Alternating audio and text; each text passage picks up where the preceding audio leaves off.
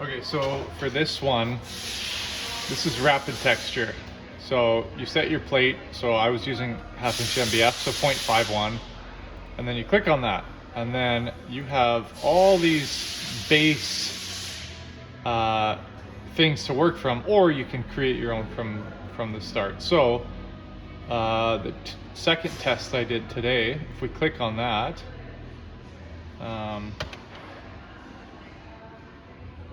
it's going to show you all these different parameters here. Now, first of all, if we want, you start with panels, you can choose your amount and all the parameters. So let's say we want to do a 12-inch by 12-inch that's at home. I'll put it at one inch. So 1 inch and 1 inch, and let's make it 12 by 12. Boom, there's our rectangle. Just tells you where to go. And then you could do this and like overlap. I don't know what the overlap actually means. Instead of making one big square? I honestly don't know. I think this is just numerous amounts of these things, but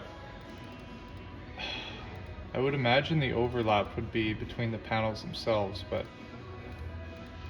Or that might be how far the cut goes past. I honestly don't know. It'd be something to check out in the manual. There's a fade, which turns it from like a straight line into the curve, which I haven't really messed around with, but that's something cool to try. Because you could have, instead of the line starting curve, they could start straight and then fade into the wave design. But we're not going to do that. For now, we're just going to create a basic square. And then, so here, let's just see. That's what it starts off as. That's with 1 inch wavelength, so short wavelength, offset of 0.25. I think that's the spacing between them. Horizontal amplitude is how much each line moves up and down, and vertical amplitude is how much the bit goes in and out, or how much that line, this isn't just an X and Y axis, it's also a Z axis, so it goes in and out. You can see it from the side view if you clicked on there. So that's a 1 inch wavelength. Let's bump this up to 4. And you can see how it changes it. If I were to do 0.25, you'd have this crazy, so that's what the wavelength is. So let's set it to like 4 inches there. Let's set the offset to 1/2 inch so you can see the difference. See how it offsets to that much? If I set it to 0.1. Is that like peak wavelength to peak wavelength? I think it's just if the center line of it, perhaps. I know if you're doing a 1/4 inch ball nose bit, you want your offset to be, my understanding is it's just under half the diameter. So like 0.1 would be good. If I'm using a 1 inch bit, like I could go 0.4, depending on your depth too, because I'll draw this out after, and horizontal amplitude, let's set that to 2 inch and just see what happens. It goes crazy like that. But then if we set it to 1 inch, it's a bit more reined in. You get some overlap, you get some big spaces. So you're going to keep in mind here, if you have a big bit going down only 1/8 of an inch, your cut's only going to go to there. So there's going to be a big gap there. So let's 1/2 inch. This is not that much, but here, we could bring this down to 3 inch. And then you get a bit more of that. Now, here's randomized or symmetric. I actually can't remember if this makes much of a difference. Oh yeah, so that's normal, but then if you randomize it, it goes all squirrely. Noise and wave. I really don't know what the difference is, so that'd be something to look up on their official whatnot. So then when if let's say we're happy with this one, we click apply, and there we have it. So let's have a look to see if we can see how they go up and down like that. So that's the Z axis. So that's that 0.1 or whatever parameter we set on the depth. And then it's all one entity at this point.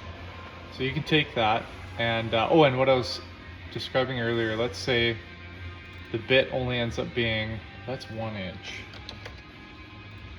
If this was a 1/2 inch ball nose bit, the trouble is, I'm just going to draw this.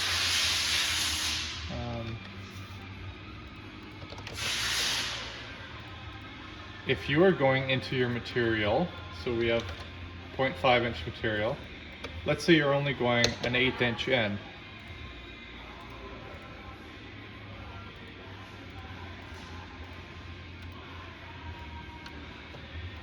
So you're gonna have a 0.6672 maximum.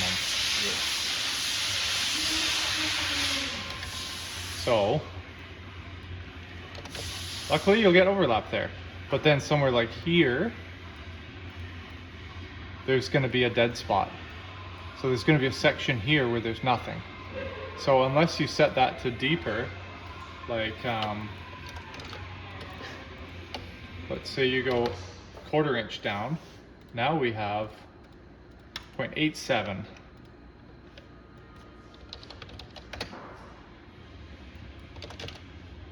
Yeah, so that's looking better. That'll just overlap. Yeah. So that means you're not going to have a flat, raw factory MDF face on there. So that's one way you can kind of look at it and calculate where you're going to be. Now again, that Z up and down is random. So this might be the point where it's closest to the top. So a lot of that you just have to try a sample. And we've had final products where there are flat spots.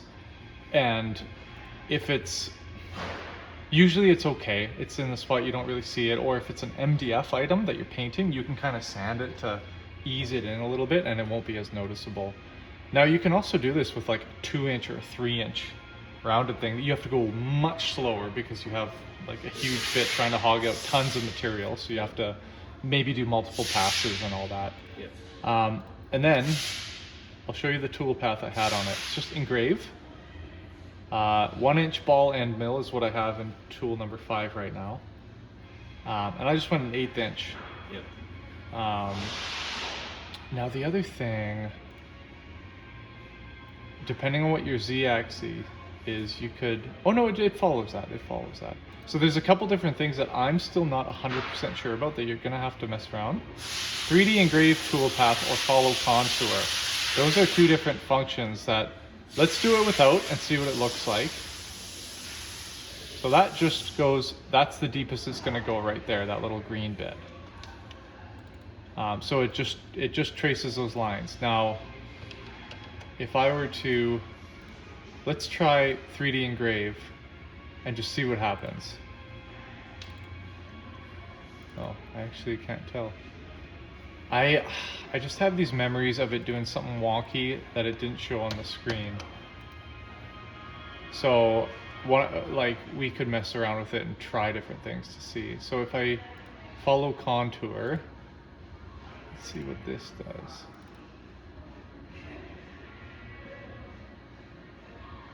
Okay. I wonder if when we did it normally,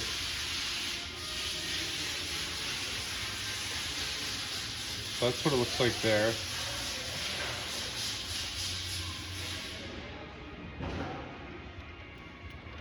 Yeah, I'm not too sure what's happening. I wonder if this one didn't follow the up and down. Yeah, so I'd have to try it out. Yeah, but that's something on their help thing. I'm sure you could find more of that. Because like I said, I rarely do these. And on the last one, the Robertson's plastic job, I didn't do follow contour. Yeah. My tool path was, I did not select engrave tool path. I did not select follow contour. It was just a straight up engrave at 0.125. And my parameters for the acrylic were, oh sorry, no, that's this one. Let me open up Robertson's.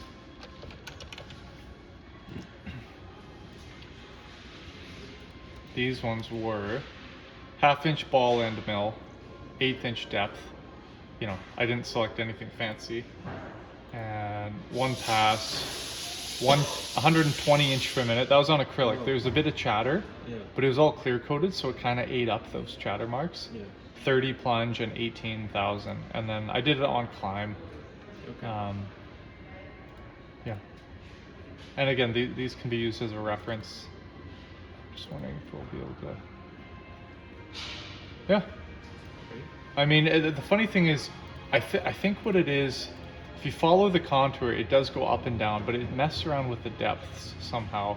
You're still going to get the 3D look, even if the Z-axis isn't going up and down with the bit.